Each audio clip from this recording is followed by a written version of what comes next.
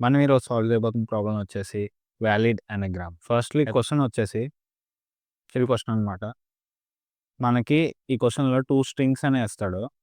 ఈ 2 స్ట్రింగ్స్‌ని ఎనాగ్రామో కాదో చెక్ చేసి మనం ఒక బూలియన్ వాల్యూ రిటర్న్ చేయాలి. ట్రూ ఆర్ ఫాల్స్ అని. అసలు ఎనాగ్రామ్ అంటే ఏంటి అనేది చూద్దాం ఫస్ట్. ఇక్కడ ఎనాగ్రామ్ అంటే బేసిక్‌గా ఇచ్చిన స్ట్రింగ్ 2 సేమే అనమాట. 2 సేమే ఉండాలి. అండ్ జస్ట్ ఈ ఫస్ట్ స్ట్రింగ్‌కి దీనికి జస్ట్ జంబ్లింగ్ జరుగుద్ది.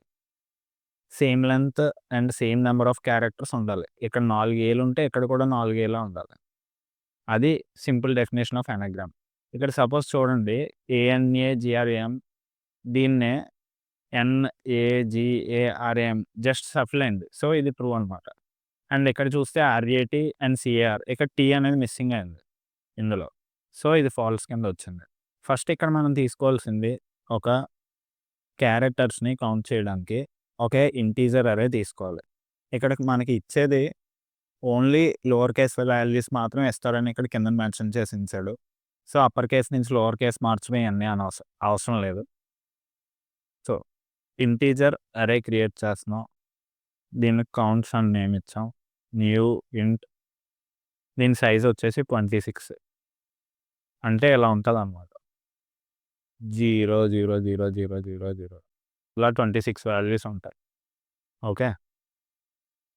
ఇప్పుడు మనం ఏం చేయాలంటే ఈ ఫస్ట్ స్ట్రింగ్ ఎస్ అనే స్ట్రింగ్‌లో int i equals to 1 second loop రాసేద్దాం.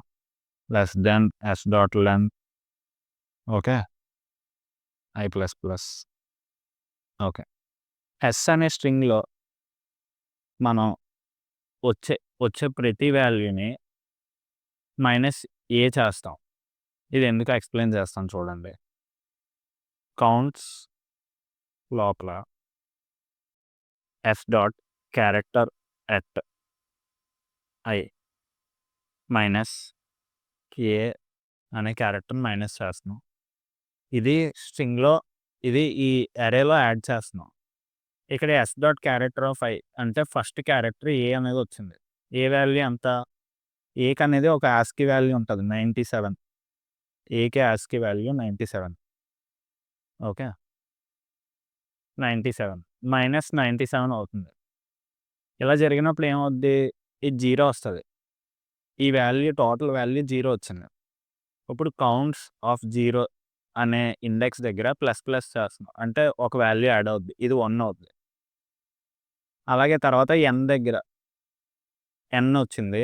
Minus ఏ. nకి ఒక వాల్యూ ఉంటది. మైనస్ సమ్ 97 అవుద్ది. అది ఒక n వాల్యూ యాక్చువల్‌గా 14 అనమాట. అంటే 14 దగ్గర ఇది ప్లస్ ప్లస్ అవుద్ది మళ్ళీ. ఈ సపోజ్ ఇది n అనుకుందాం. ఇక్కడ ప్లస్ 1 అయింది మళ్ళీ. Okay.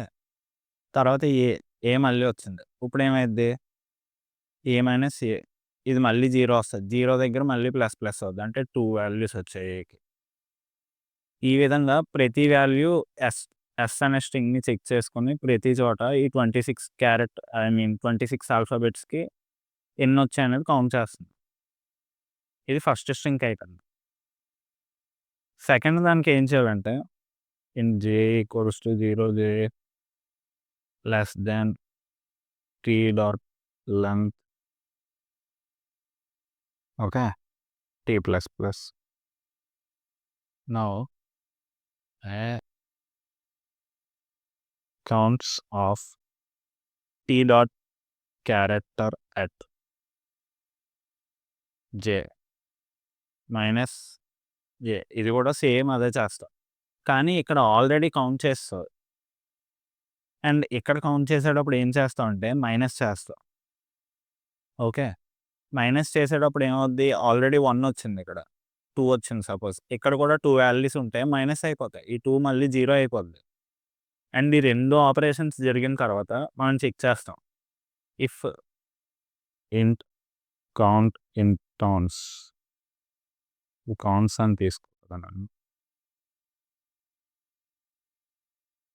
Count okay. If count not equals to 0 అయిందనుకోండి అది ఫాల్స్. Return falls. ఎందుకంటే 2 సేమ్ ఉందనుకోండి, ఇక్కడ ఉన్న అన్ని వాల్యూస్ ఏసే ఇక్కడ కూడా ఉన్నదంటే అది 0 అయిపోవాలి. ఇక్కడ ప్లస్ అవుతుంది, ఇక్కడ మైనస్ అవుతుంది అంతే. ఒకవేళ 0 అవ్వలేదంటే రెండిట్లో ఏదో డిఫరెన్స్ ఉన్నట్టు. దెన్ అవి సేమ్ స్ట్రింగ్స్ కానట్టు. సో, అది అనగ్రామ్ అవ్వదు. ఒకవేళ ఫాల్స్ కాకపోతే డిఫాల్ట్‌గా ట్రూ. అదే. ఇప్పుడు రన్ చేసి చూద్దాం. What the hell? సారీ.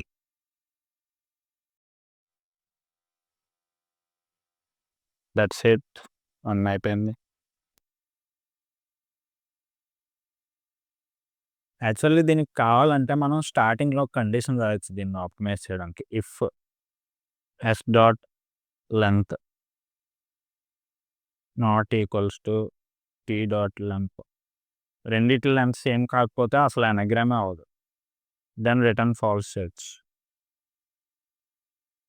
ఇది దీనివల్ల ఏమన్నా రన్ టైమ్ తగ్గుద్దేమో చూద్దాం. చూసారా ఎంత డిఫరెన్స్ వచ్చింది? 3 మిల్లీ సెకండ్స్ వచ్చింది. అది. ఇది చిన్న ఆప్టిమైజేషన్ అనమాట. That's all for this video. Next వీడియోలో మళ్ళీ కలుద్దాం.